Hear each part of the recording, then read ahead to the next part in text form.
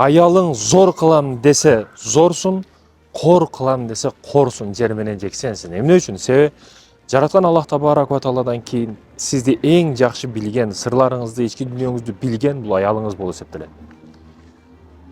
Сатып эрге шеременде кылып көчөгө чыгып дагы кетиши мүмкүн.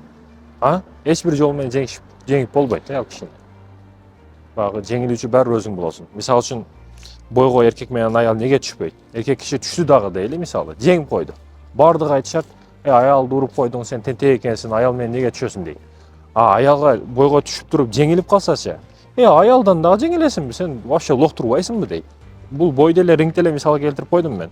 Бирок жашоо турмуш маселесинде мекендештерим ойлонушубуз керек, ойгонушубуз керек. Бул ар ким ар деген айтышым, сами алдыга жүрсөң сен башта ортасында.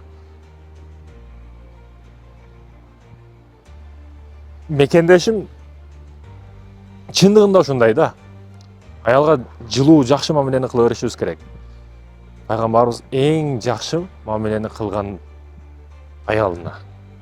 Чындыгында эң кулк мүнөзжатынан бүт бары жоктон топ келген пайгамбарыбыз саллаллаху алейхи вассалам. Үлгү пайгамбарыбыз, үлгүнү башкадан албайбыз. Ошондуктан айтайын деген маселе, кор кылам десе жөн эле кор кылып коет. Зор кылам десе жөн эле зор кылып коет. Эртең кичине шайбаны гайканы кичине башкача бурап кое турган болсо, эсебиңди таппай отуруп каласың. Көзүн карап жалдырап отуруп каласың. Ошондуктан билесизби, кээ бир аялдар бар, бир туугандары кечип кетет, бирок кээде бир туугандарынан дагы кечет. Эркекти бир туугандары дагы таштап кеткен учурда таштабастан алдына туруп берет. Операция болсун, башка болсун, кыйынчылык болсун, дайым алдында.